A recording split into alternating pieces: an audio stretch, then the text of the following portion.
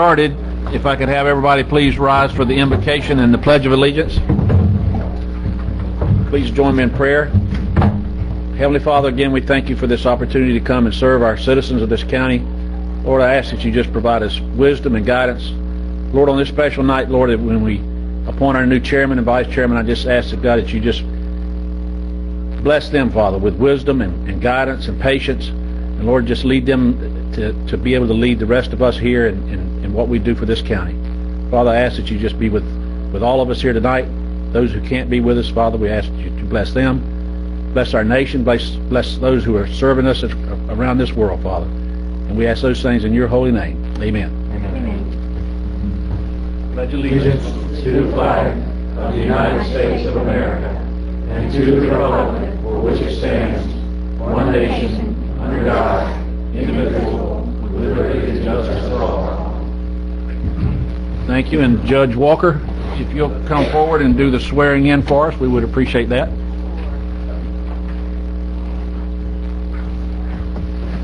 think she's going to ask us to come down here.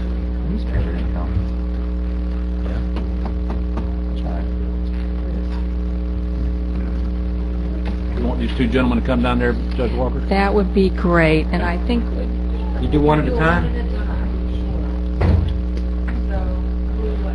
Let me go first, Alan, since yours the big night. Okay, all right, let's go.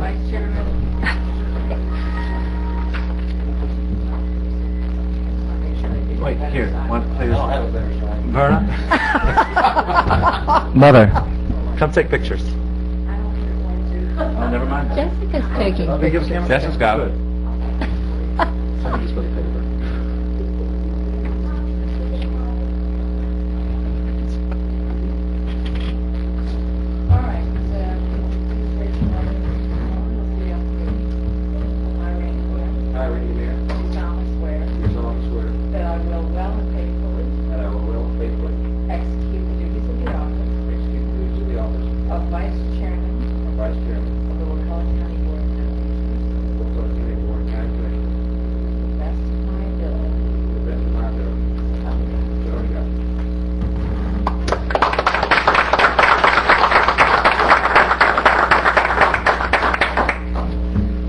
Part did Obama mess up?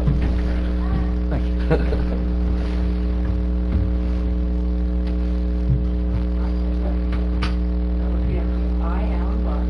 I, Alan Brock, do solemnly swear that I will well and faithfully execute the duties of the office of chairman of the Wakulla County Board of County Commissioners to the best of my ability, so help me God.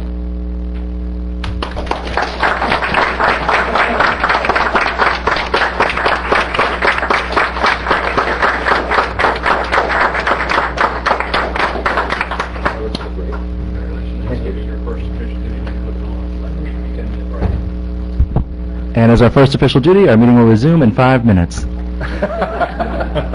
got it. You laughed that hard.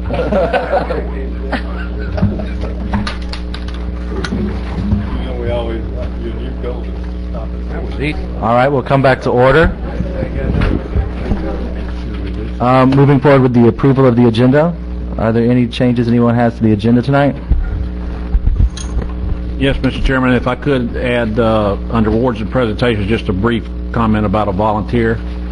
Okay. And then on the consent agenda, I think we want to table a couple, and I'll let Mr. Edwards announce those. That's all the changes I have. Number 7 on the consent agenda, I'd like to table that until a future meeting. We need some additional time to make sure that that is consistent with the pending update to your personnel policies. And I also understand that the Our Town presentation is going to be delayed until the next meeting. Okay. That's it. Hi.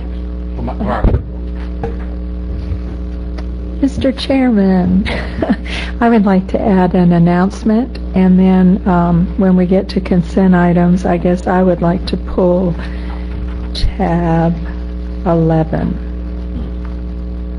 the Housing Administration Plan. Okay. Any additional changes?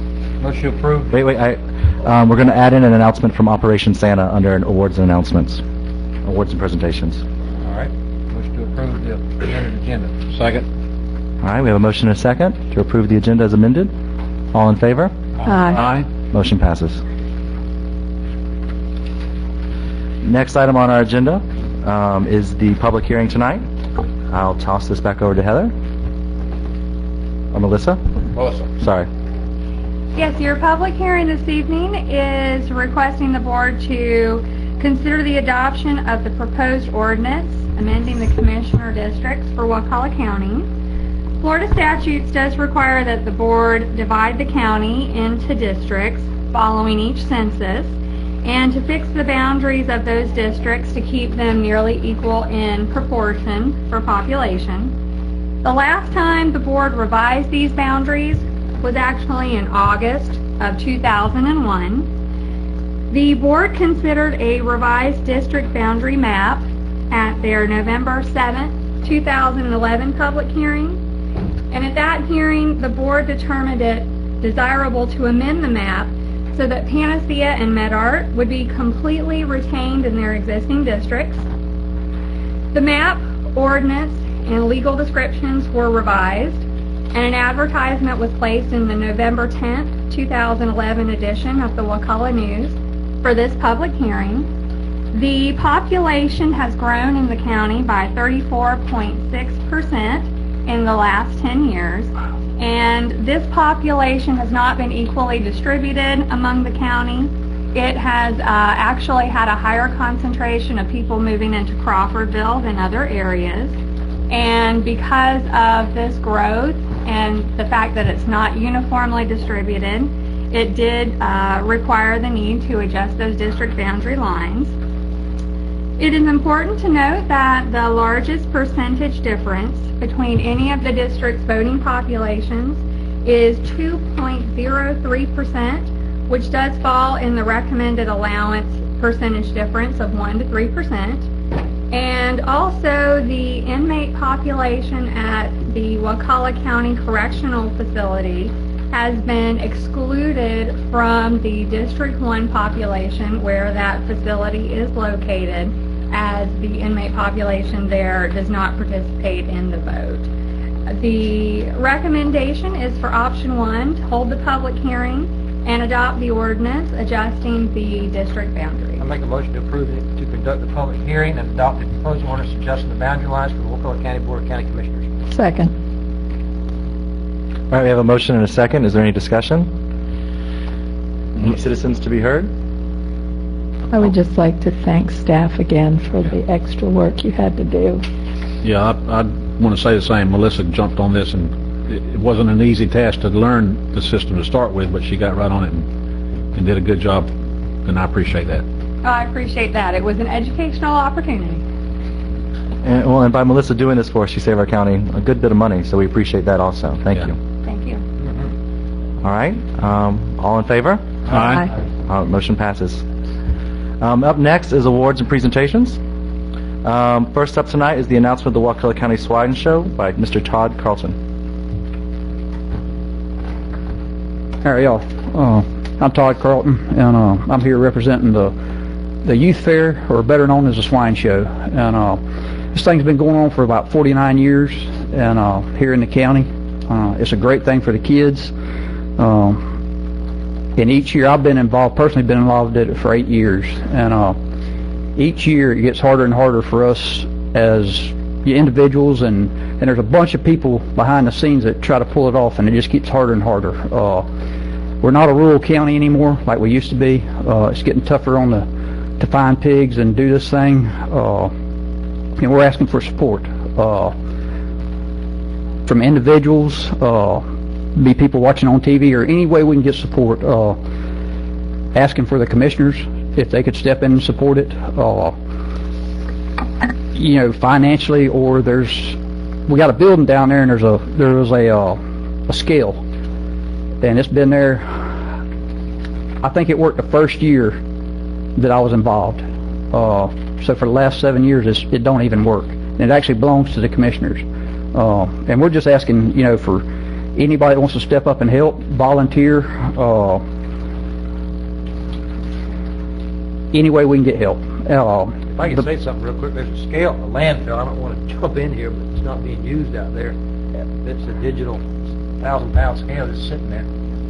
Just a thought. Yeah, I don't know if you could load pigs on it. You know, Load anything you want on it. it is something we could check though. But the show is the 25th. Scales are rented, right? Yeah. No, I bought it when I was out there. Yeah, we'll talk about it later. Yeah. But I know it just each year it just keeps harder and harder for even for the volunteers. It's supposed to be fun, and it's tough. And I know Miss Jessica's involved, and it's hard for everybody to to pull it off because it's the same 3 or 4 people doing it every year. It's on the February 25th, and we'll take any help we can get in any way. And that's part of our heritage here in Wakulla County. Todd, I want to encourage you to talk to David and see if we can, see what we can do to help with the scales. Yeah, and like I say, and the commissioners, back when it started, about 50 years ago, it was supported by our commissioners heavily. And I know we have some other public works people that come out, and I know some of the commissioners have done it in the past, but helped us with the barbecue and right. Serve, and we're just asking any support, whether it's financially or just out there helping us, any way we can do it. And when would you like to meet, sir? Anytime I'm here all week this week, anytime. Okay. I've been to Mine Hall's too. Callings in my day, believe it or not. Not much of those anymore. And the biggest thing, it's not for us, it's for the kids. And they're our I agree. future. And I agree. And that's why we do it. I can coordinate with Jessica, and we'll get up together with you. And Anything I else? know the constitutional officers are pretty good about coming to help in the food line, and I would encourage, I've dished coleslaw and whatever myself, so I would encourage the commissioners to at least help out in that way. Especially the chairman. Send us an email and remind us. And even Todd. like the scales, if we could, get We'll something work done with you. there. Okay, thank you very much. Thank you. Have a good Up next, Commissioner Stewart, you had an announcement? Yes, he's not here, but I think we all saw the email that came out about a gentleman who was working on his own time, volunteering to clean the park, and most of us know George Crump. I work with George. If you don't know George, he's a gentleman who has lived here all his life, as far as back as I can remember. I knew him when I was a teenager working down at Pygate's Cash and Carry. He and I drove an old red Dodge 2-ton truck and delivered shingles and building materials to people all over the county. And anyway, he volunteers his time, and I wanted to just thank him publicly. A citizen had written to us in an email and said that she didn't know who the gentleman was, just saw him working and talked to him there and how polite he was, and I just wanted us to thank him as a board publicly to recognize his efforts to go up there and rake pine straw and pick up pine cones and mow grass, even beyond what we do normally, and I just want to thank him publicly. So that's The George Crump Road in Medart, that's Yes. named after him, correct? yes, he a good guy, and he just deserves the recognition. So that's what I wanted to say. Thank you for bringing that up. I appreciate it. Up next, Bruce Ashley with Operation Santa. Mr. Chairman, Commissioners, back again today on behalf of the Wakulla County Coalition for Youth, both as a reminder and an encouragement. We believe we'll hit 70 families by this Friday that have been referred to the coalition for help during these hard times. And we're getting specific requests from those families for items, and sometimes it's a dryer, which we've located a couple to help a couple families. Sometimes it's a piece of furniture. Sometimes it's a bicycle for a child. We've been asked for a couple of beds for youth that don't have a bed to sleep in. But we're compiling a list of those families in need, specifically by their age and gender and their wishes. We tell them it's not a promise list, it's a wish list, and we will do the best we can. But I'm back here again tonight asking the community for its support. We still need gently used materials, be it clothing, be it bedding, be it anything that you would no longer need for yourself that a needy family could benefit from. Used appliances, used toys. Scott Joyner graciously has offered me to pilfer through the back of the library after their book sale for possibly some children's books. But it is a definite big increase from last year, and I know people get beat up. We've got several that have offered to adopt a family. The county commission's generously adopting family. We at the sheriff's office are also going to be doing that. But anybody can adopt a family of 2 to 3 children or 4 or 5 children. We estimate the cost to fill out their wish list at somewhere between $125 and $300 per family, depending on 2 to 4 children or that kind of situation. Again, not promising things, but trying to make them have a happy holiday season, and sometimes that'll mean just providing them their holiday meal. So I thank you for squeezing me in the agenda tonight, asking the community again. We are here. I've got more copies of our flyer.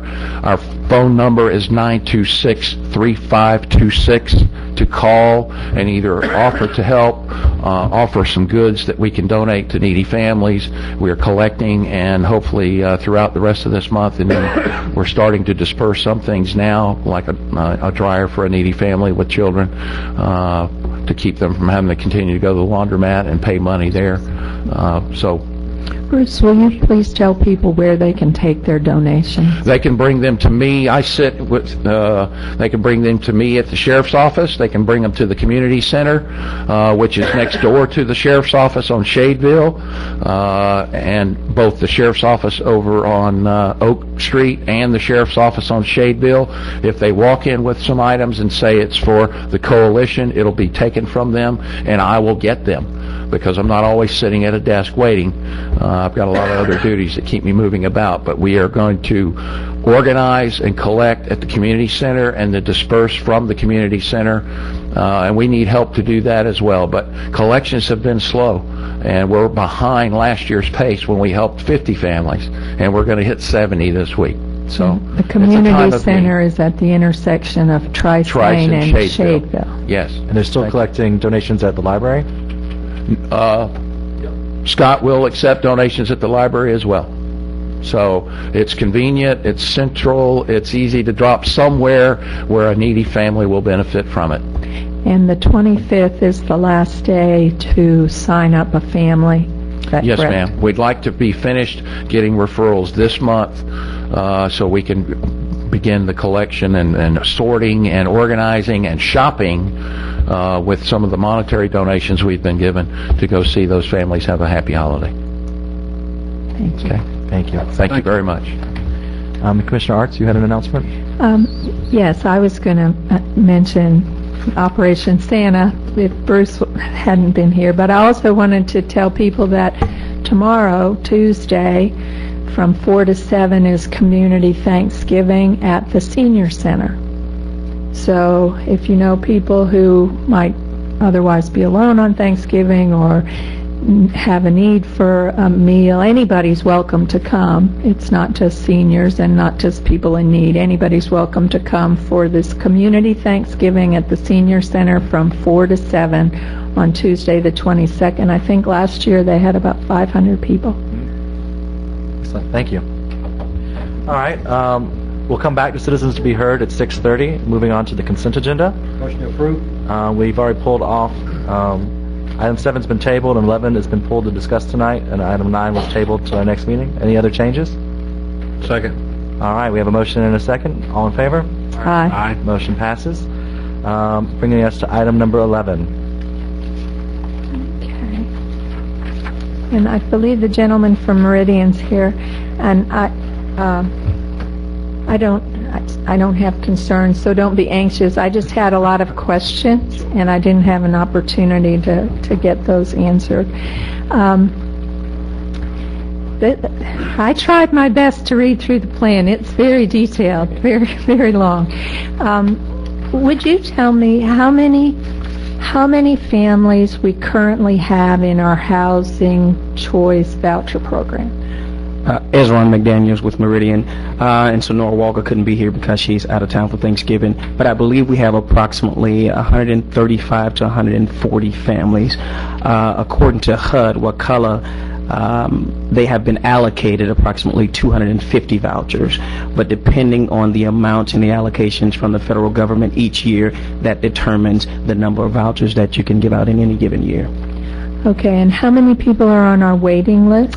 The waiting list right now, I'm unsure. I do know that we have a waiting list, but at the last review from HUD, which was a couple months ago, they indicated to us that we needed to purge the waiting list, and they require us to do that every couple years, and we are slated to start that process in December. But to the number of families on the waiting list, I'm unsure right now, and we'll get back to you on that. Okay, have you been having to, close enrollment on the waiting list, or it just stays open all the time? No, we are not accepting anyone else on the waiting list at this time until we purge it. Okay, and when do you think you'll start accepting applications again? We're looking at January. January. We're looking at January. It's going to take us a couple months to purge the waiting list. HUD prescribes sort of the process for doing so, sending out letters to folks on the waiting list. If they respond, we put them back on the waiting list, and there's a process that they have to go through in order to be recertified and qualified. So we anticipate starting that in January. Okay, and of the 130 or so families that are currently in the voucher program, have many of them been on for a long time? I tell you, history will tell you you can theoretically be on that waiting list. No, not the waiting list. I'm talking about in the program. In the program. Right. Well, yes, they possibly have been on for a long time on the program. Now, when you fail to, each year, they are to be recertified based on incomes. And so if we find that their income exceed the parameters, then we go through the process of stating that you're no longer eligible for the program. So obviously, if we haven't given out any more vouchers, I know we haven't given out any new vouchers under Meridian since we've taken over. So that means they're not coming off as fast, at a fast rate, meaning they're continuing to stay on the program. Okay, I knew from reading it, I knew you did an annual assessment of income, but it also sounded to me that that ineligibility wasn't based on income, that all you did was adjust the rent, and that you wouldn't actually take somebody off the program. So did I read that wrong? In part. If they no longer income qualify for the program, for the Section 8 program, for instance, if they got a job that caused their income to exceed the ceiling or the caps on the program, by law, you have to formally go through that process, have them find another place, and then that voucher becomes available for somebody on the waiting list. Just because one of my concerns is just that, you know, if you have high priority families on the waiting list, it just, you know, there may be a lot like lower priority kind of people who have been served for a long time, and well, HUD won't allow us to kick anybody out off the program that is still eligible for the program. So if you have a voucher and you have not exceeded that income requirement, you can stay on the program as long as you have that voucher. Now, if you're no longer qualified, then we go to the next person on the waiting list. Now, as it relates to priority, it depends on when you've gotten on the waiting list, when you've submitted, and when you've been recertified and qualified for the program. That list does exist. We're just not adding anybody on because, obviously, there are several people on the waiting list. Okay, this is helpful. I appreciate you explaining this to me. I have one suggestion under where you describe how you're going to publicize the program to people. It just seemed to me that it may not be as an effective approach as it could be, and so in January, when you start to publicize or seek applications, since veterans are one of your priorities, it seemed like you would want to work through veterans groups, seniors, disabled, you know, again, working through senior center. there are a lot of people going to food pantries, so I would think getting the food pantries involved in helping to spread the word about now's the time to apply if you need housing assistance. And we also have, there's a coordinator at the school who serves school children who meet their definition of homeless. Gotcha. And there were 70-some kids in that category. So rather than just do the media and the flyers and whatever, I think if you make more of an effort to reach some of those targeted groups, I think that would be worth doing. Thank you for that. We will cast our nets a bit further, and as I do know, now that's a separate process with Section 8 and other housing programs. Section 8 is a little differently. Typically, you do have a meeting where you invite people to. HUD recently put out some guidance on that because it became an issue of violence in several of the larger areas, people coming, wanting vouchers, that type thing. So they were pretty strategic in how they orchestrated that process, but it allows those who can come to come. We can target some of the advertisement towards the schools. We can target towards the centers to see if we can get more folks involved. Keep in mind, when you cast that net a bit wider, then you're going to get an influx of applications, and we're going to be forced, but you can't choose. It's typically on a first-come, first-served basis. And as but based on priorities, though, right? Right. Based on some of the indicators that HUD does put out. Absolutely. Okay. Did anyone else have any Yeah, I have a question. What is your maximum benefit for? It depends. It depends on household size. It depends on Let's talk about a big household. What is your maximum benefit? Oh God, it would be. Actually, they may not have to come out of the pocket with anything. And the reason I'm answering like this, it depends on the fair market rent. Typically, depending on what that rent is for, HUD will fund 100% based on income. So, for instance, if that family, qualifies, for 100% voucher, let's say the home is $800, $900, HUD will pay 100%. Typically, HUD wants you to pay 30% of your income towards your rental situation, and then HUD comes in and pay the rest. So depending on household size, depending on income, depending on the price of the rent or the cost of the rent, that ultimately all of that plays into the matrix of what the voucher would be. Is that a median rent, or let's just say a home rent's for $1,600 a month? Mm-hmm. So you could technically pay $1,600 a month for that I think Wakulla County, it's around $1,041. So you take a medium number. HUD comes out with, the Federal Finance Board comes out with numbers every year, fair market rents. And so it's really not, they have their own formula. It's really not based on, it's based on their calculations. Now, I'm sure some median rents do play a role in the formulation of that calculation, but they publish their fair market rents, and I believe for a 3 to 4 bedroom, the cap on the rent would be around $1,040, somewhere in that area. That's the question I was asking. Okay. Okay, I move that we approve the Wakulla County. Actually, I had one more question. I noticed the term of the housing authority. Is that, at one point, we had talked about whether we should have a housing authority, so... I'm not sure how to answer that. That will probably be a county thing. I know we've taken over the functions, per se, of the housing authority. Typically, your vouchers are assigned to a housing authority and not a private entity. Now, yes. Right, I didn't think we had a housing authority, though. You're thinking of sort of a separate legal entity that had separate from the county. You don't have that. But this is phrased correctly then. Okay. I move that we approve the Wakulla County Housing Authority's administrative plan for the Housing Choice Voucher Program. I have a motion and a second. Are there any other citizens? All right, then, all in favor? Aye. Motion passes. Thank you, sir. Thank you. All right, those are all of our consent items. We don't have any planning and zoning items this evening. Moving on to general business.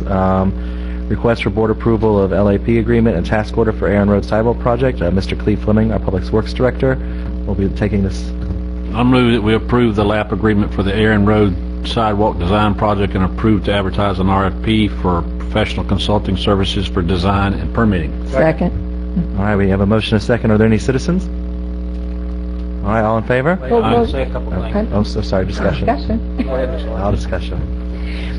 I understand that this is still just in the design phase, but this road is also to be a connection to the capital of the C bike loop. It's going to be a connector for the bike trail, part of the master plan that's being developed for bike and pedestrian. And I just want to make sure that when we're designing this, that we're coordinating this design with the future plans for bike paths and so forth too. Yes, it will be. Okay, thank you. A couple things. We talked with Harry Reid about this on the CRTPA. I had asked him if we could, it's a huge amount of money. It's like $300,000 for construction. And I wanted to see if we could replace all the busted up sidewalk that's out like in front of the board office here. He seemed agreeable to that. And I agree with what Ms. Arch is saying. As much money as we've got to do this, maybe we could build an 8-foot wide path where you could ride a bike or whatever safely. And we got 100-foot right-of-way, is my understanding, pretty much down the road. And I guess the next question, this may not be the proper time for it, but who exactly is going to be heading this up, representing the county? Is this going to be run through Cleve, or somebody your staff going to be point person? It'll be Cleve for the time being, but then we'll probably assign Virginia to that. Okay.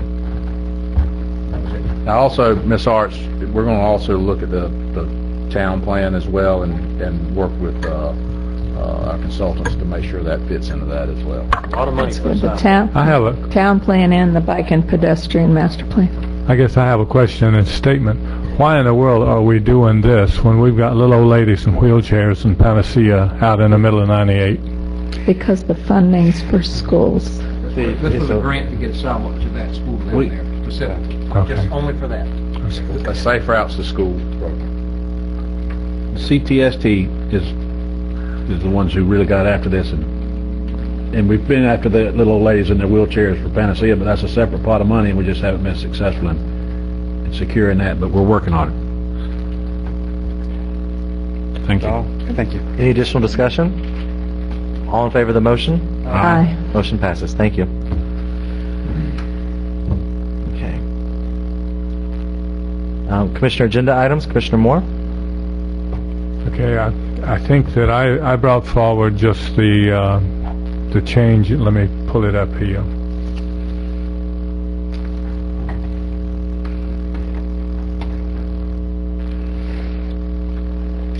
It's basically a resolution to tighten up our audit committee to make sure that we don't get in a position where we go down the road and we don't know where we are in our budget process. I, for one, want to make sure that as we go down this next year that we don't have the same problems that we had this year of not knowing where we were and coming up to the end of the year and having to make all the adjustments that we made. So I just want to make sure with this resolution that we know on a monthly basis, or that our administrator knows on a monthly basis where we are, and that the board knows on a quarterly basis. My own preference would be on a monthly basis also, but anyway, on a quarterly basis, that we know if we have the money to operate or if what we're doing, because we need to make adjustments in our expenses at the very moment we find out our income is not working. So we don't need to come up to the end of the year in budget time and start scrambling to find money. We need to do it as we go along, and I think this will address some of that. So do you have a motion? I do. Where do I read that? The bottom of the option.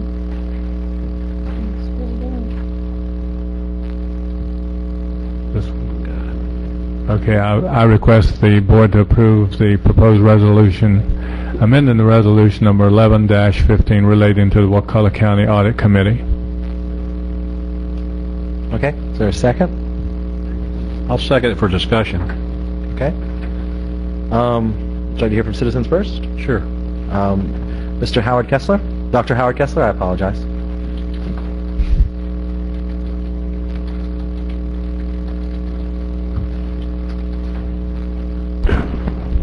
Thank you, Mr. Chairman and Board. And I applaud whatever measures are being taken to make sure that the Board of County Commissioners especially knows where they are with regards to spending and revenue collection. But having the ordinance is only half of the job.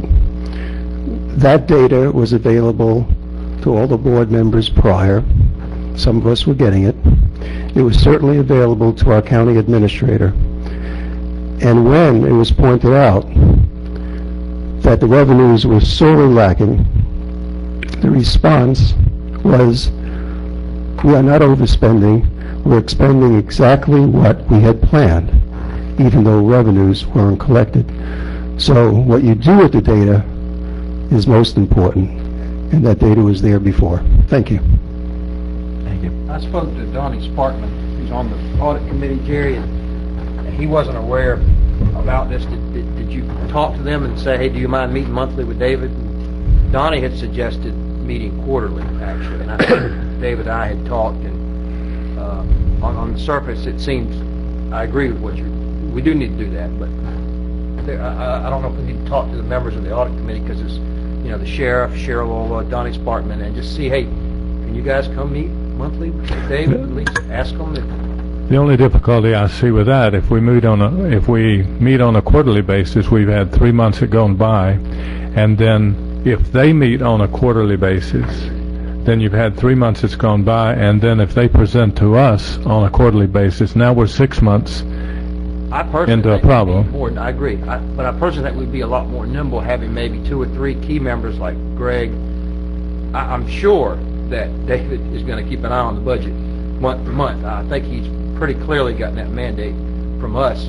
I don't know if we need to pull a super committee together, we'll call it. We saw how good that worked, but every month to meet on this, but maybe David, certainly month to month you could make changes if the P&L reports are showing that we're not where we should be. Yes, and what our initial plan was is to meet with the constitutionals quarterly, but then once a month we have a smaller committee that would meet, that would primarily consist of clerk of court, Greg, Tim, myself, and a commissioner that would meet and go over monthly where we stand. And then, you know, that way we've got some overlap when we report to that committee and report back to the commissioners as well. But also that smaller committee, we can take quicker action as if we see something. I don't have any trouble with the smaller committee. I just don't want to get out here and have surprise and maybe 6 months behind the deal. We agree too, and we're going to. Sorry, can I talk some more? I don't know. That's Ms. Arts. Say a word. What do we do? With your premise, though. Yeah, 100%. What do we do on this? I would suggest, we've been trying for 3 years now to get this budget and finance committee going, and we've kind of been stalling because we're waiting for a county administrator. Now we have David is do like y'all are suggesting is let's give him guidance tonight to come back at the next, and let's get this thing fired up. The budget and finance committee, which would be him, clerk, or his designee, and a county commissioner, that meets monthly, and then that group then would meet with what you're suggesting quarterly, and make suggestions. Several years ago. And I hate to be 3 months down the road. They meet. Won't be. We'll be monthly. They'll be meeting monthly. Yeah, but we're gonna look at everybody's. Okay. We can look at everybody's budget, but more specifically ask questions on a quarterly basis and say, all right, what are you doing to shore this up or whatever? Well, what do I need to do with this resolution? Just let it go? Just stay with where we were? Well, right now, if you pass the resolution as written, the audit committee will be meeting monthly. If you want to change that, you could amend from the floor and change monthly to quarterly. You could pass it as amended, and I could If you'll take that as a friendly amendment, what I just said, I think we can pass it like that. I can do that. Okay. That makes sense. Mr. Chairman. Evelyn, can you restate the motion? Okay. Commissioner Moore made the motion.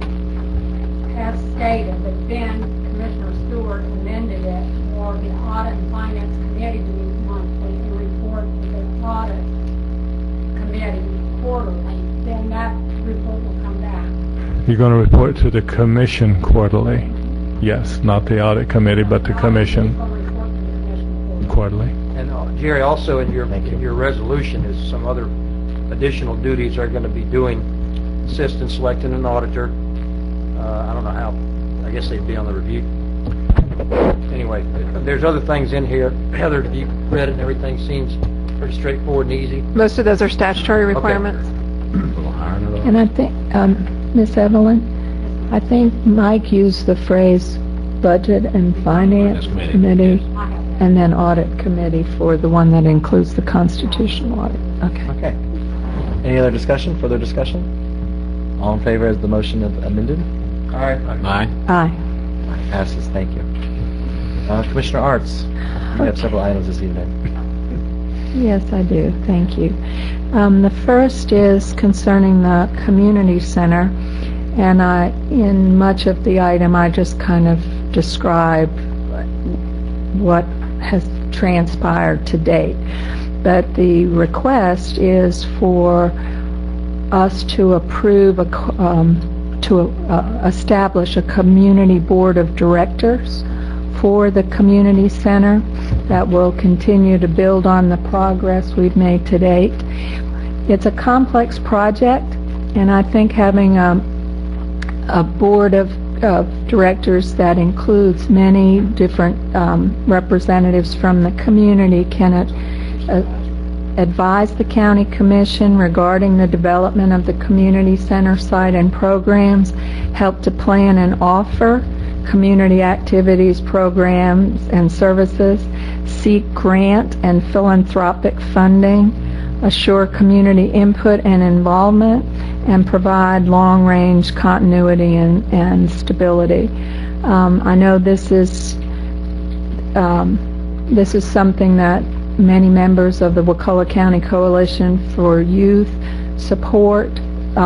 We've had conversations with the YMCA, and they see it as beneficial for them, that it will help them provide support and community buy-in and help their offerings be successful. And I think the board can also help to arrange offerings that are broader than what the Y might put in place. It's also my understanding that with the renovations and Y's preferences for scheduling, that they probably aren't going to start any programs now until, I think it's January of 2013. So that's a long time. Even though there will be renovations, I think there are things that we're doing now, like Operation Santa and other activities that we can use the grounds, we can use the building for other worthwhile activities in the meantime. I'll second your motion, but I would encourage, I don't know who's going to be actually making this committee, but just from past experience, 10 to 12 is probably too many people on a committee to really get anything effectively done. I would encourage you to, or whoever, maybe trim that back 5 or 6. Just logistically, 12 people can't breathe sunshine. And fewer members, not too few, but the more people you have, it just becomes doesn't get anything done. How do you propose to choose the members of that board? Well, I left it somewhat flexible. I think it seemed that the Y should be a member, representative from the Wakulla County Coalition of Youth, someone representing the Senior Center, probably somebody representing the Wakulla County Schools, Public Health, the business community, and somebody who works in the development or philanthropy arena, probably someone from the extension office, and then possibly representatives from outlying communities and our service provider for the transportation disadvantaged.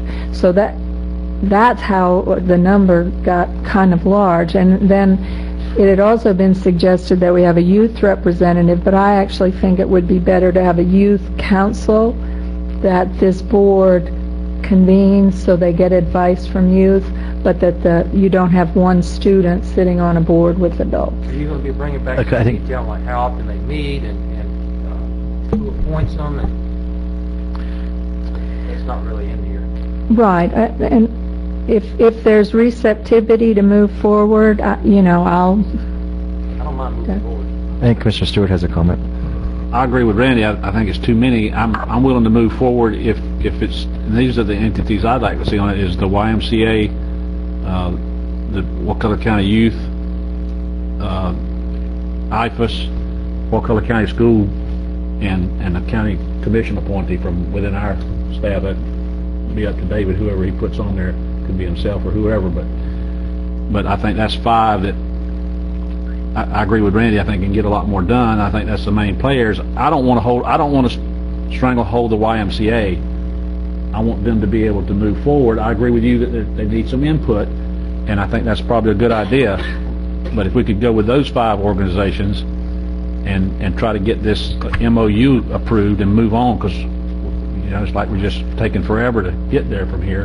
And I appreciate you bringing this forward, but that's where I'm at. I can vote for that.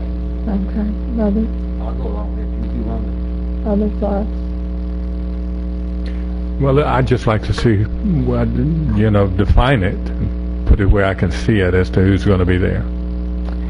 Okay, well then, I move that we establish a community board of directors, and we'll bring back to the board a resolution and with specific members.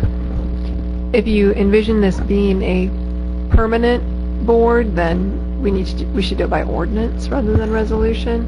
Okay. Just to set up the framework by ordinance, you can appoint names by resolution, but then you have it actually as a permanent It's entity. an advisory board, Okay. only no spending authority, correct? Just an advisory board. To us. Yes, although I think hopefully they'll help with raising funds, writing grants and so Like forth. Friends of the Cities. Yeah. The difference between a permanent and a rotating board, is there some difficulty having a rotating board? I think the board It- being permanent is what she's saying. It'll rotate the members. It'll have. Yes. Okay, the members board's will have permanent, the term. members rotate, okay. And that's why the member names would be done by resolution, so that they could have staggered terms, but the board itself, its structure would be All we'll permanent. simply do is reach out to those organizations, and they'll assign somebody to be on that board and serve 2-year terms staggered, and Okay. we'll...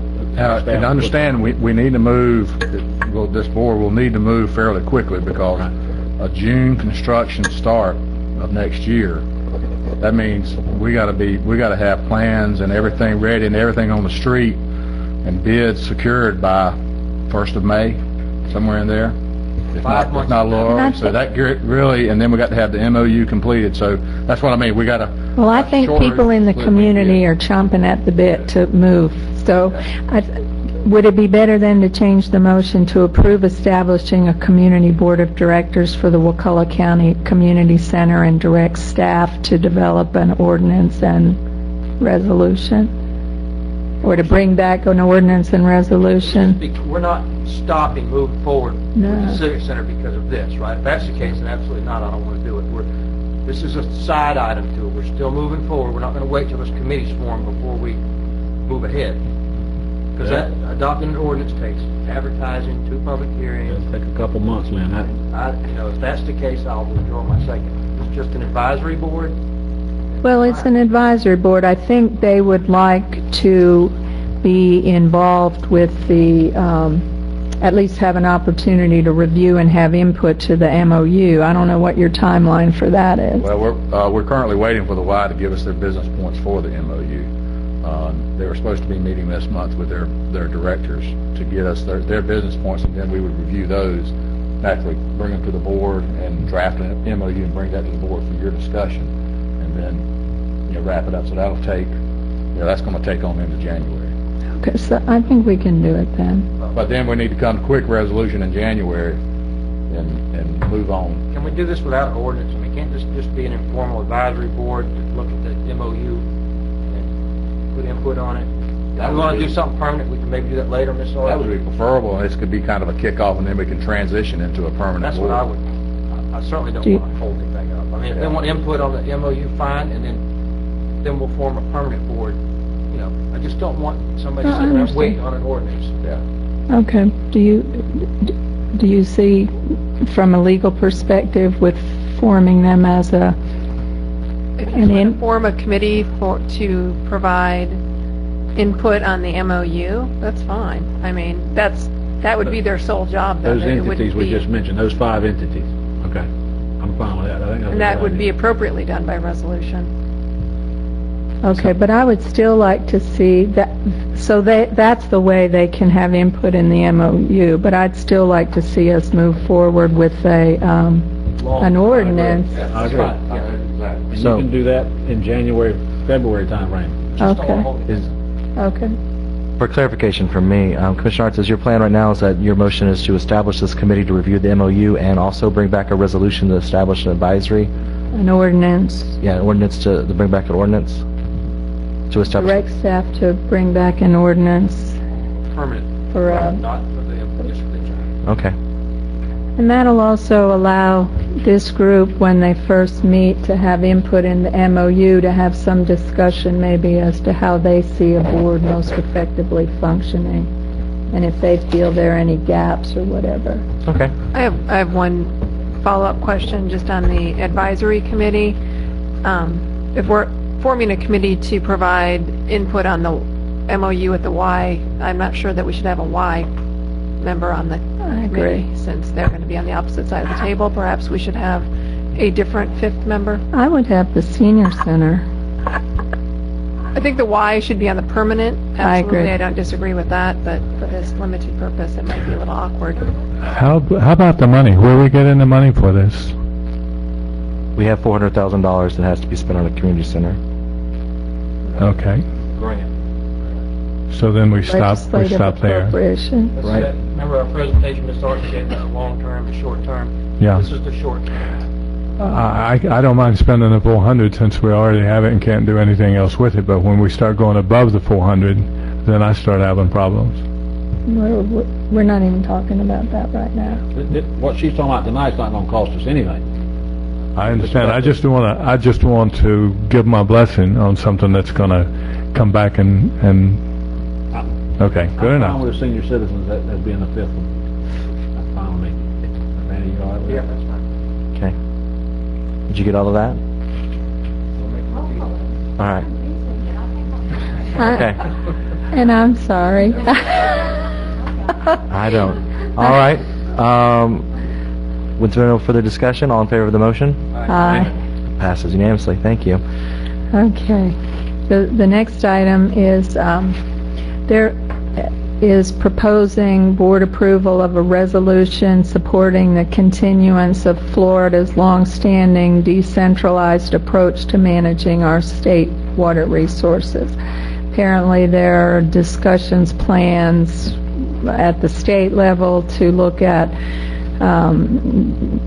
making changes to our current system of water management that has a number of commissions and organizations concerned. The Florida Wildlife Federation in particular is one that's very concerned and provided me with some of this information, and apparently Taylor, Jefferson, and Leon counties have either passed or have on their agenda to consider a similar resolution. So I am asking the board to approve this resolution, hang on, let me get down to it, which I'll read the four main points to it. Supports the water management structure and functions as delineated in Chapter 373 of the Florida statute. 2, supports adequate funding for the water management districts whose budgets were recently cut quite substantially, such that they may accomplish their lawful missions of managing and protecting regional and water resources. 3, opposes the centralization of the command and control of our regional and local water resources within the executive and or legislative branches of government or by a statewide board or authority. And 4, opposes any effort to move water from public ownership to ownership or total control by private interests. Elaborate a little bit for me, the statement opposes the centralization of the command and control of our regional and local water resources within the executive and/or, what in the world does that mean?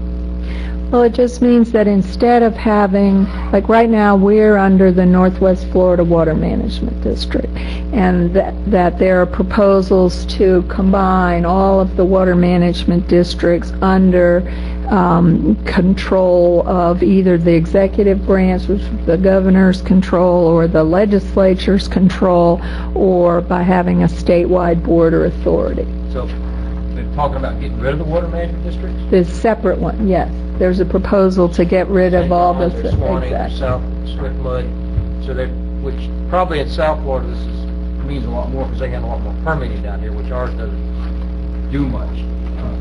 Yeah, I mean, I'm not maybe the greatest fan of the Northwest Florida Water Management District, but it's at least, they're focused on regional, local issues. So, a lot more power. And the people I respect the people who have been following this closely and are concerned and think that it would be in the interest of our county to express our support for leaving the system as it is. So I move that we approve this resolution, and I would like to send it to the governor, to our legislative delegation, and the Northwest Florida Water Management District. Second. Thank you. We have 2 citizens to be heard. Could Virginia Brock come up?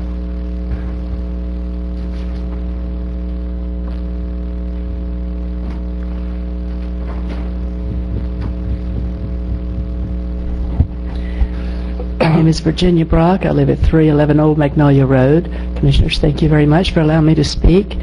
Commissioner Arts, again, I thank you for bringing this forth. Speaking for the Florida Wildlife Federation, this is a very important resolution. Each district has their own set of issues to deal with, and I think we would have better management having the local districts managing our resources. And it is very, very important that we don't allow for the privatization of our water resources. So I encourage you to support this resolution. Thank you. Thank you. Dr. Howard Kessler?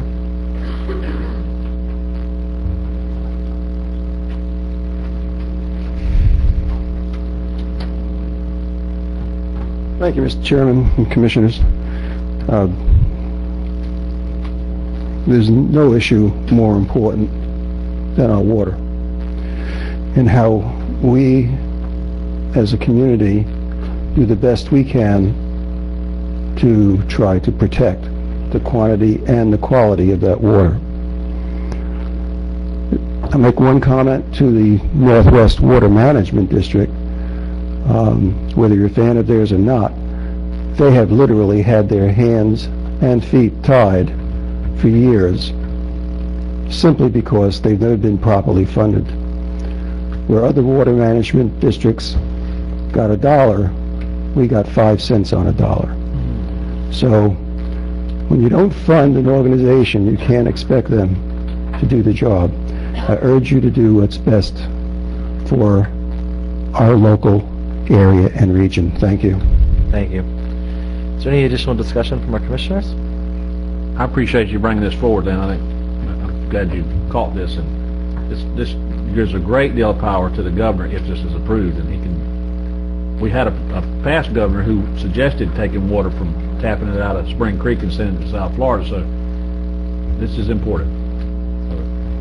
The stronger the language, the better. Thank you. All in favor of the motion? Aye. Passes unanimously. Thank you. Mr. Arndt? Okay, my third item is I learned of another opportunity for technical assistance, for planning assistance. This is available through the American Planning Association's Community Planning Assistance Team. And unlike some of the previous ones I've brought, this is a little less, this is sort of generic, basic, good planning. And we've already done that with Crawfordville, so I didn't think the need was to have that kind of assistance there. But we recently talked about Wakulla Gardens, and earlier I had talked about a need for beginning to plan for an overlay district, a hamlet or a village in Medark. And so I would actually like to propose submitting 2 applications, and I'm willing to write them. If the applications are due on December 13th, and each project, or if the project's selected, it'll take about 7 months to complete.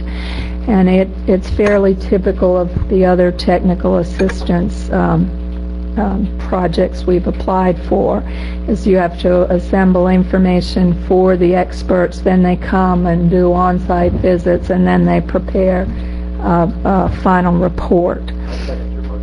Okay, now let me just make sure you understand this. And first, I apologize. I had submitted attachments that didn't make it to y'all. This is that's sort of a general flyer, and I've got a couple copies of the actual application if you want it.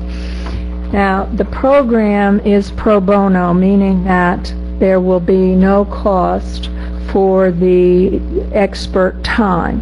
There is an application fee of $50, and so I'm asking, in addition to my writing and submitting the applications, if the board would approve the payment of 2 $50 application fees to APA. I'll include that in the motion. Okay.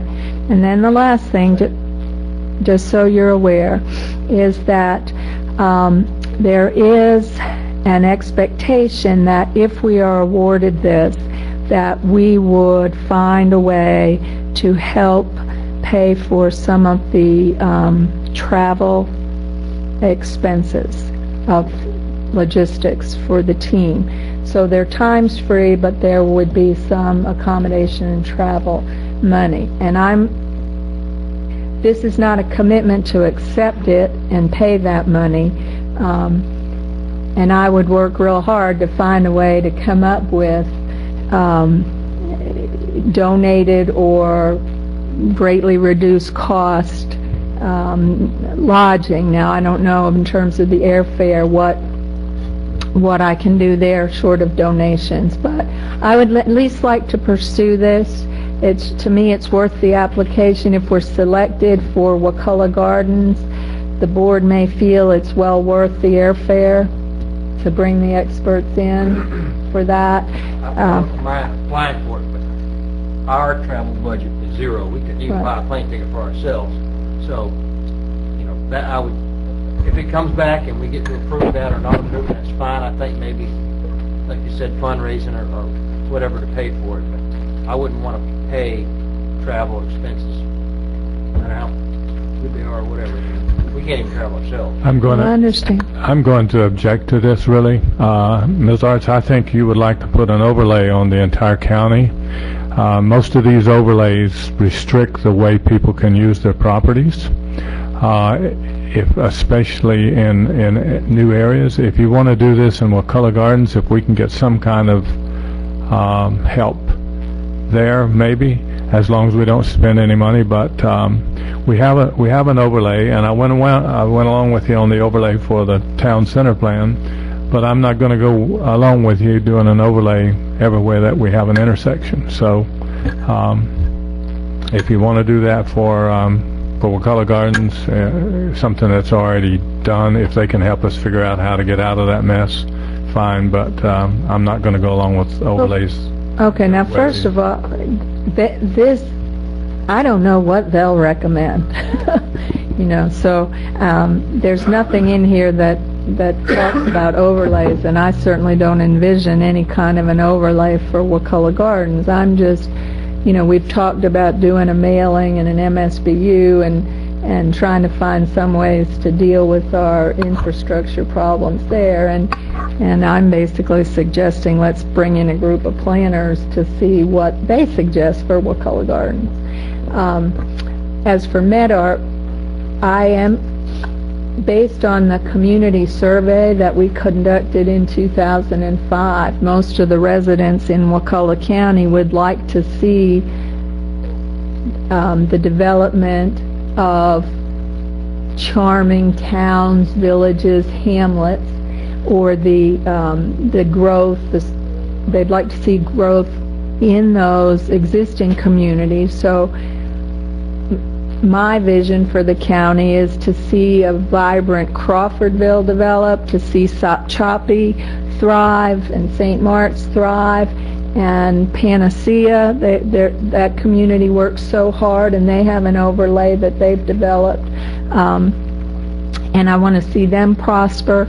And the only two nodes that I see in the future that I would be interested in overlays are Wakulla Station and Medart, because I think those communities are going to grow and develop. Medart's on the Big Bend Scenic Byway, and I would love to see that become a wonderful little stop with restaurants and a town square, park, or whatever, village square or park or whatever, that people might, rather than just drive straight through from St. Mark's to Panacea, that they might stop and spend some time in Medart, especially if the Heritage Village gets located there, which was one of the ideas on the plan at one point. So, yeah, I'm not allergic to overlays. I don't want to see them anywhere else other than those places, those towns or villages. So Smith Creek overlay? No Smith Creek overlay. I just oppose setting parameters on people's properties, and that's what your overlay does. The town center, you've already got the buildings and the focus of how that may go. But when you take just an open area and decide that you're going to build a town there, you start putting restrictions on what people can do with their properties, and I'm not going to go along with that. Okay, Commissioner I Stewart? respect that. I think it's a good idea to invite these experts. I mean, I think another set of eyes to help us look at what we're doing. It's just advisory. They're not going to come in and mandate anything. The one hesitation I have is, like Mr. Merritt said, is if we can proceed slowly and cautiously and find out how much it'll cost, because if it's 5 experts and we got to pay 5 rooms and feed them and travel them and all that, then we got an issue, Lynn. And if it's not, if it's 1 or 2 and they're nearby, and then maybe we can do it. So I'm fine with moving ahead slowly, but just so that we can stop it and say, we can't spend that much money and we don't have it. Expand the band down by the river. Yeah. And in the application, which you were all supposed to give, they gave us Sampletown USA budget, which was about $12,000 for the travel and lodging. And that may be that would be an issue for me then. If it's, I'm just being real, it's because we just don't have that money this year. I think it's a great idea, the concept. I just can't envision Wakulla County being able to pay that much money I'd be willing right now. a few $100 I could maybe, but not 12. Well, first, Non-starter. I mean, But it I doesn't hurt to apply for appreciate, this. right, and that's my agree. feeling is, I it's agree. most of these are long shots. They only select so many communities. Most of the communities they've been funding recently are the Hurricane Katrina disaster areas, Biloxi and New Orleans, and that's where they've been focusing. If we had something we could play up related to the oil spill, I think we might get more help. But it's a long shot, and I've been successful on 2 applications, and with the third, I was told the agency was interested and please reapply next year. So I think it's at least worth the application fee, and then let's continue to kind of appreciate your explore from resolution on there. these issues, especially willing to do this on your own time. Well, thank We you. have an opening in our grant department. You can hire a better grant writer No, than me. probably not. You're retired, aren't you? There's no additional comments, so you're ready to move forward? Yes. All right, all in favor of the motion? All right. Aye. Aye. All opposed? Aye. It passes 4-1. Thank you. Okay, my last one is the application that's going to be submitted. It's due Wednesday and hopefully will be submitted tomorrow. Is from technical assistance from the LEAD ND assistance program for sustainable design application to Crawfordville. And, you know, we've got the application about ready to go, but they need a letter of support from us, Wakulla County, as the applicant. So I've drafted a letter. They've asked us if we can appoint a local coordinator, and Melissa said she'd be willing to do that. I volunteered Chairman Brock and myself to help out as needed as well. So it shouldn't be too burdensome. It would be for a 3-day site visit. This is no cost, and we're not obligating ourselves to do anything. This is completely no cost. Have a second? That's a second. All right. Any citizens or additional discussion? All in favor? Aye. Any opposed? Passes unanimously. Thank you, Commissioner Hart. Thank you all. Next up on our agenda tonight is the County Attorney. Thank you, Mr. Chairman. I have one item. I'm requesting board direction regarding an appeal of the Department of Economic Opportunities, that's formerly DCA, denial of the county's fiscal year 2011 Florida Small City CDBG grant application. Real briefly, back at your last meeting in June, you all elected and directed staff to pursue this. The grant application opened on July 1. Your only meeting in July was July 18th, so at that meeting you had your first required by rule public hearing, and you had to appoint a citizens task force to provide input. You did that on July 18th. In order to meet the public and citizen input parameters of the program, you had to have 2 public hearings and that citizen task force meeting between July 1 and August 15th. Due to the tight time frame and because your newspaper is a weekly newspaper, the county did a technical rule violation concerning the publication date of the ad for the second public hearing. What the rule says is that your newspaper advertisement for your second public hearing, which here was held on August 1, has to be after your citizen advisory task force meets, but at least 5 days before the public hearing. Since your citizens task force was appointed on July 18th, they met that immediately that next week, but the ad for the public hearing on August 1 went into the newspaper before they met in order to meet your 5-day window. Heather, are these dates a paradox, or was there an actual way around this and somebody failed? That's my basic... Well, the only way around it would have been to have been able to appoint your citizen task force on July 18th and have them meet either the next day or the day after, which arguably may not be adequate public notice even for that meeting. So it could have complied with the law. This is a lot of money. This is $750,000 local contractors get. Yeah. I'm personally very disappointed that this happened like this, that we missed a simple deadline for whatever reason. I mean, if it's a paradox and there's just no way to meet it, that's fine. But it would have been difficult to meet. not impossible. When I got this information about this on November 8th. So in order to preserve your right, because there are time deadlines, I have filed for your rule waiver. I have not filed for an administrative hearing because that's basically initiating administrative litigation. I didn't want to do that until the board had directed me, but I did file for an extension of time to give you time for me to come back to you all tonight. And then if you decide to authorize us, we can file before the end of the month because we got the extension. To approve the county attorney file a petition for administrative hearing to appeal the Department of Economic Opportunities denial of the county's fiscal year 2011's Florida Small Cities CDBG grant application. Second. And first, again, I applaud Meridian. It was their initiative to even submit this grant application, and I think it will be valuable for our county to receive. We were ranked second.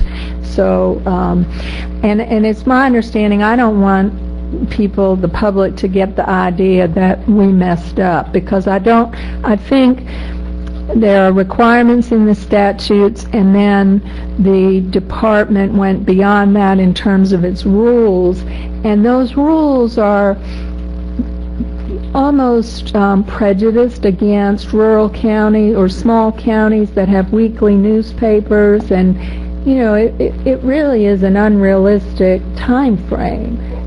If you had a daily newspaper, that would be one issue, but in our situation, I think it was not realistic, and I'm optimistic that we'll get the waiver, and then we wouldn't even need to pursue this. We would withdraw it. What would we do? Well, what we would do, and because we have a final agency action, we do have to file for the hearing if you want to pursue it. If we get the rule waiver granted, then we would be able to we wouldn't have to litigate it, for lack of a better word, before the administrative judge. We could just pull back. I strongly hope that our appeal policy works in our favor, but if there was any way this could have been done, we did fail. I mean, if there was any way this could have been done, we absolutely failed. I mean, there's just, I'm taking ownership of it. I was on the board when this was done. If it wasn't physically impossible to meet the dates, then we failed. Okay, I have a question. What is the charge to file this, and what do you expect the litigation costs are going to be? Well, I wouldn't actually at this point recommend anything other than filing the petition. If they deny our rule waiver, I'm going to come back to you all and see whether you want to go any further, because you could also choose to just reapply next year in the next funding cycle. Because I wouldn't necessarily recommend spending a lot on this specific issue. Because even administrative litigation can get very expensive. Okay, any further discussion? I want to reinforce what Lynn was saying, because I hear what you're saying, Randy, but at the same time, it's not like we sat on our laurels. I mean, it was days. We're talking 2-3 days of time, and the real issue is the newspaper. That's what hosed us up, was the newspaper. Had we had a daily periodical, we wouldn't be in here. We wouldn't be here now. We would have gotten. I mean, we did very well. We were second out of all the applicants.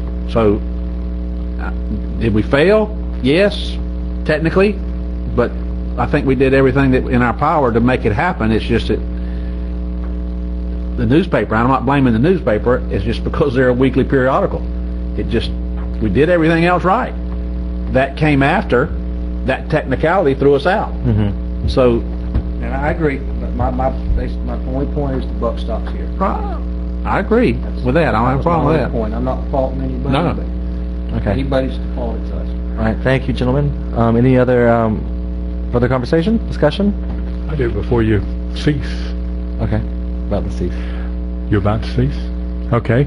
I would like to recognize Mr. Strickland. Oh, no. Sorry. Come on. Got a motion on the table. On the motion. We're just talking about the motion.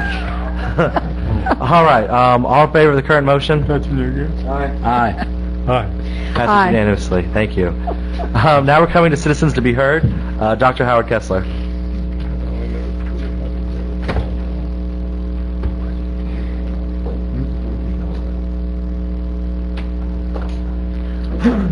Mr. Chairman, Commissioners, I've been made aware of a meeting. I think I'm not sure what to call it, but it's a meeting that's going to be held October 29th, dealing with discussion of the use... 29th? I'm sorry, November 29th. The use of alcohol in public buildings. Yeah, there's going to be a meeting on November 29th discussing revisions to our county's public events ordinances. There's revising 3 different ordinances. And this would affect potentially the use of alcohol in public buildings and potentially public parks, beaches. Mm-hmm. Okay. And the way I understood it... It also does a lot. We had it on our last agenda. It also goes to changing a lot of details about how events are planned and organized. We're not talking about drinking in here. During the meeting or after? No, but the way I understood, and I may have been given wrong information, I was not available, I was not out of town then, but that the meeting is designed for stakeholders, or not necessarily? It's a meeting I've put together. It's not an actual workshop, but the county attorney will be meeting with people who are interested. I've invited the people who've continued to be working with, but if there are citizens who are interested, feel free to reach out to me. And To invite people. Right, and those people that you've been working with, I assume, are people who want to make these changes and want to potentially have alcohol use in government buildings. Or have expressed some concern one way or the other, either Okay. for or against. And I would just encourage the board, or you, as this is your meeting, to possibly reach out to the churches and... They've all been contacted. Well, some of the churches have been contacted. Okay, and the citizens also in whatever ways you can to encourage them, because we all are stakeholders in this. And the second thing, I'd just like to make I'd like to wish the board and their families a very happy Thanksgiving, and also would want to make an announcement that the monthly business meeting of CCAL will not be held at the library this coming month, December, so don't want anyone showing up there and not having that notice given. Thank you very much. Thank you. Steve Foltz?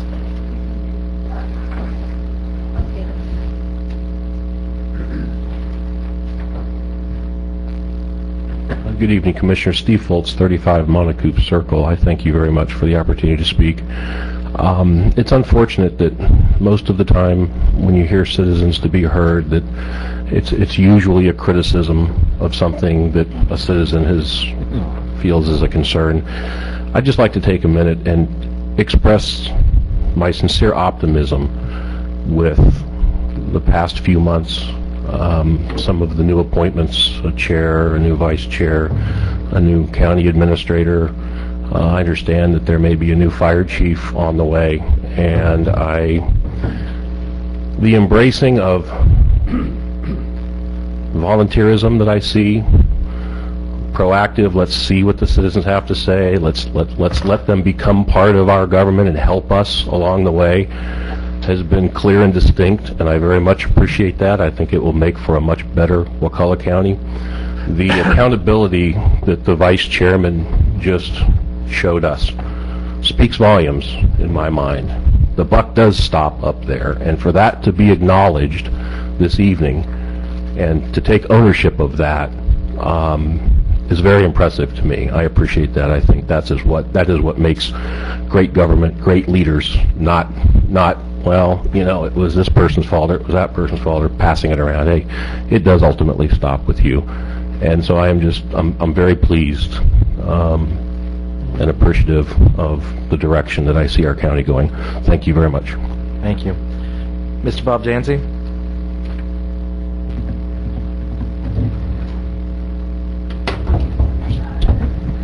Hey, my name is Bob Danzy. I live in Spring Creek, 9 Spring View, I should say.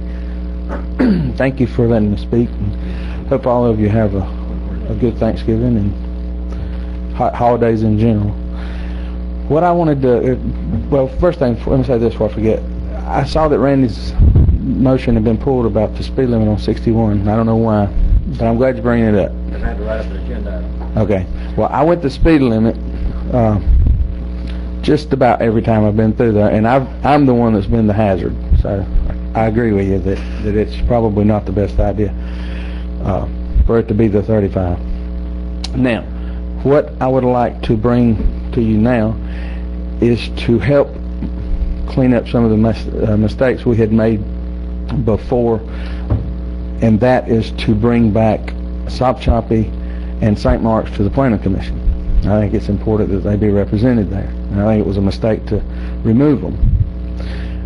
So I would hope that this would be a night that you can talk about it for a minute, and maybe make an announcement that we'll be moving forward in the right direction to getting them back as a representative on our planning board. I think that it's important for those communities, for their voice to be heard. So that's what I'm asking you to consider. Thank you. Thanks. All right, that concludes Citizens to be Heard. County Administrator, did you have any items tonight? Nope, I'm good. All right. Discussion items by commissioners. Commissioner Stewart? No, sir. Commissioner Merritt? All right, 2. All right. 1.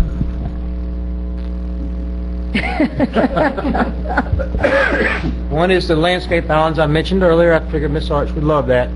We're going to talk to DOT. I talked to Brent. You know, for example, there at McDonald's, there's a big concrete median right out in the middle of the road. Maybe we could remove the concrete out of the middle and maybe put some palmettos or... what I've always been told in the past is, well, you don't have irrigation there, so you can't have landscaping. Well, if that's the case, there wouldn't be any trees out in the woods because none of those are irrigated. So I think we could find just something to break the road up a little bit, Jerry. It's kind of like what you... not necessarily a gateway, but maybe it blocks them if there's 60 or 80 square feet of hashed asphalt that's not, you know, you're not supposed to drive on. Maybe we could put something there, like a sign or you know, that would be right in the middle of the road. Of course, it can't be a vehicular hazard, but certainly it could be something as durable as a road sign, and it could be designed for a breakaway or whatever. One more thing, I talked to Ralph with Waste Pro, and I'd just long-term, maybe a year from now or whatever, I'd like to kind of get a handle on how many abandoned households we have out there that have a garbage can sitting there that's never picked up, and maybe at some point in the future we could say, okay, household, you're going to pay the $112, which is the cost to have garbage service and recycling accounted, but maybe necessarily you don't need to pay the $196. That's just a thought. Long-term, months and months ahead, not anything soon, but just, I asked Ralph to try to start getting a handle on how many of those are out there, because, you know, if it's, I keep going back to my grandmother's house, she passed away, nobody lives there, but the family doesn't want to shut the power off, and I know there's a bunch of them out there like that, and maybe if it turns out there's only 30 or 40, it'd be something relatively easy to do. Anyway, thank you. And I'm going to just go down, so. I just want to thank everybody. I'm really excited to be the chairman for Wakulla County. I'm looking forward to the next year and the opportunity to serve with everybody. I appreciate y'all electing me. It was good on TV, Al. I'll do my part. Commissioner Moore. Just a couple of things. First, I would like to recognize Mr. Strickland. He is with Talquin and a very good friend of mine, so I appreciate you being here. It's nice to have you with us. We have a lot to say about Talquin, and hopefully it'll all be good. The second thing, we're talking about our garbage. There is for those folks who call me and said that they live a long way off the road, like 2,000 feet off the road, you can put a rope around the handle of that garbage can and drop that garbage can over your ball hitch on your truck. If you have a truck. If you have a truck, or a car if you have a car. And you can pull that to the street. I've done that for almost 30 years. I've lived out in the woods for all that long. One thing I would caution you, though, is not do as I did. When you get out to the end of the street, take the can loose. Don't drive it to the expressway and burn the wheels off of it. I've done that 3 times. The last time, my wife and I were about 500 feet from Interstate 20, doing about 60, and she heard something rambling, and it was my garbage can with the wheels burned off. So be sure if you do that, unhook the rope. Don't have anything else on your mind when you get to the street. Take it loose, and everything will be good. At least it wasn't a family pet, Jerry. At least I don't tie my dogs to the truck. Commissioner Arts? I just want to wish everybody a wonderful Thanksgiving. You too. All right, thank you all very much. Is there a motion to adjourn? Most so moved. Second. All in favor? Aye. Thank you all very much. I knew you told me that story. That's why I was laughing. You're a brave Well, thank you. man. I appreciate that. Well, thank you. We should have did that. You should have did that. What we used to do.